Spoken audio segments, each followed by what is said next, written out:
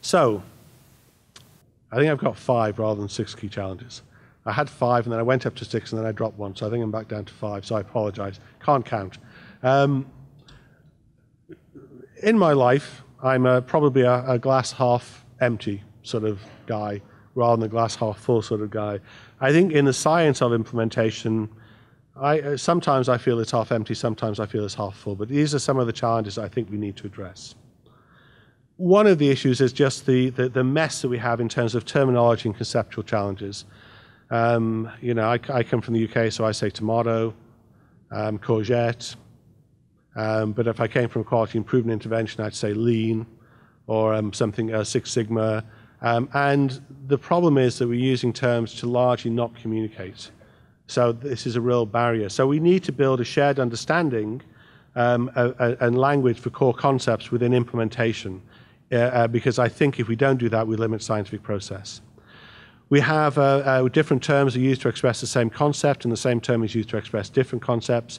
Many of these concepts are poorly described and defined. We've got a systematic review coming out in the Lancet of 140 trials of quality improvement in diabetes, and we looked for studies that looked at team changes and also case management. And I have to confess, I'm not sure those are distinct. I suspect there's a lot of overlap between them. But given that we're trying to sort of understand what's been written from a half-paragraph description of the intervention, it's a real challenge that we don't know what we mean by these sources. And at the most fundamental level, we also don't necessarily agree on what the appropriate dependent variable is, or what the field is called.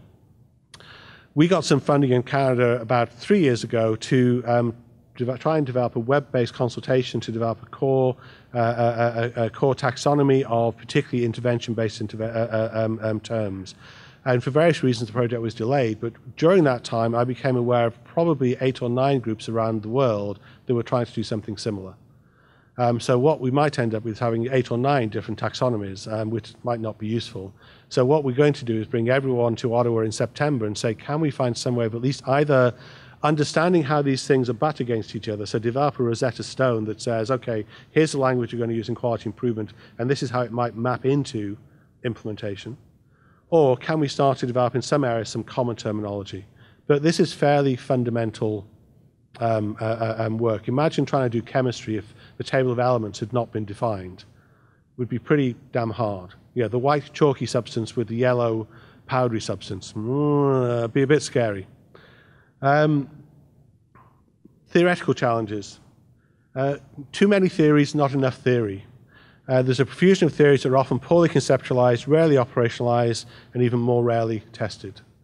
A colleague of mine, Ian Graham, did a critical review of planned change processes and identified across a range of sectors at least 31 papers describing different planned change models. They often have, there are a lot of commonality across them, but they often use different language for similar concepts. A large number of them had never been cited ever again. So it suggested that someone had done this maybe as part of their graduate program, published this, but it wasn't really a great contribution to the world literature, and probably wasn't a great use of the paper that was this was printed on. So I think we need to start saying, let's critically look at what theories we already have, and see if they're helpful.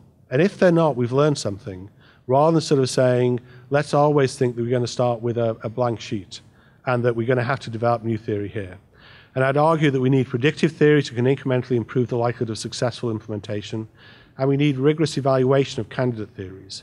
I didn't put these slides in, but there's currently a great debate happening in the journal Addiction around the trans-theoretical model, which is a stages to change model.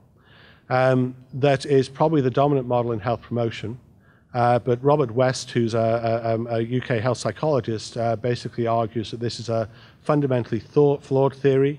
It's theoretically inconsistent, it's difficult to operationalize, and there's no empirical evidence that if you use this, it actually leads to programs that are more effective, and argues that we should kill it. And I think that is a success for testing theory. We've learned something from it, and the issue about status changes is probably too nuanced. You go through these 5 changes, or sometimes people go from 1 to 5 without going through 2, 3, and 4. So we've tested a model, but we can learn from that and then think about, well, how do we build our next theory that will be valuable for that? So we should really rigorously evaluate and not be afraid to kill things off if they don't seem to be useful. So, if I want to be provocative, should there be a ban on theory development until we've tested currently available theories? Evaluation challenges. I think we've had a failure to build informative science. EPOC's identified about 7,000 primary studies of randomized controlled trials and quasi-experiments rather than 12 mandate. And what we find is that there are many problems with these studies. They're often technical problems. They're cluster allocated or cluster randomized, and people have ignored the cluster allocation in the analysis, leading to the unit of analysis error and the likelihood that they're going to have an error.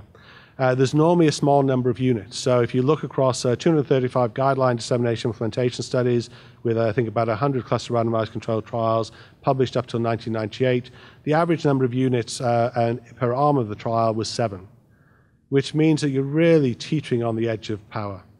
So we often will go for, we can do this here and do it with a small number of units and probably have underpowered studies.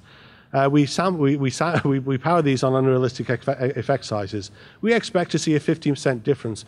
The average benefit you're getting across 235 randomized guideline dissemination implementation studies is an absolute improvement of 7%. I think we should be happy with that, but we should be powering our studies to have the right kind of power to detect these.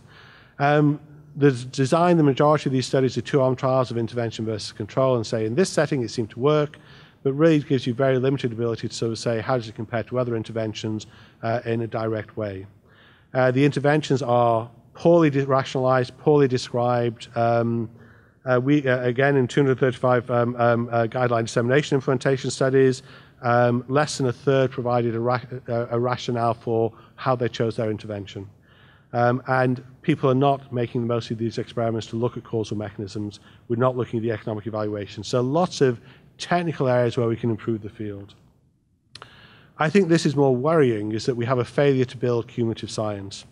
As I mentioned or earlier, there's now, I think it's 140 trials of ordinary feedback published by 2011. If you do the equivalent of a cumulative meta-analysis, the point estimate and the bounds have not changed in the last 30 trials. It's a real issue about whether those trials were basically, I think, ethical to do, and they probably wasted a lot of resources. And so I think if we're doing or trials of ordinary feedback, we should be trying to do head-to-head trials of what happens if we deliver it in different ways, or head-to-head trials of ordinary feedback versus something else. But we need to be very critical about what we currently know and what the next question is. And too often I think we build local solutions, ignore what's been done globally, test those, and find a result that's very like the global answer that we'd have known if we'd have gone back to that literature. So we need to do better.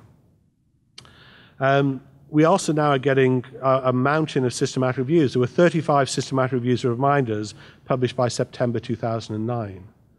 I think some replication of systematic reviews is entirely appropriate, but 39 seems rather a lot. And most of them, a third of them, were really poor quality. So again, we're not doing a great job with them. We can organize this science better. And I think one of the challenges for the field is if we don't do this, then we're going to end up making very, very slow progress. And in 5 to 10 years' time, the funders are going to come back to us and say, well, what on earth have you achieved in this field? We will squander the opportunity we have now if we don't design our science in a way that will be efficiently trying to address the key issues in the field.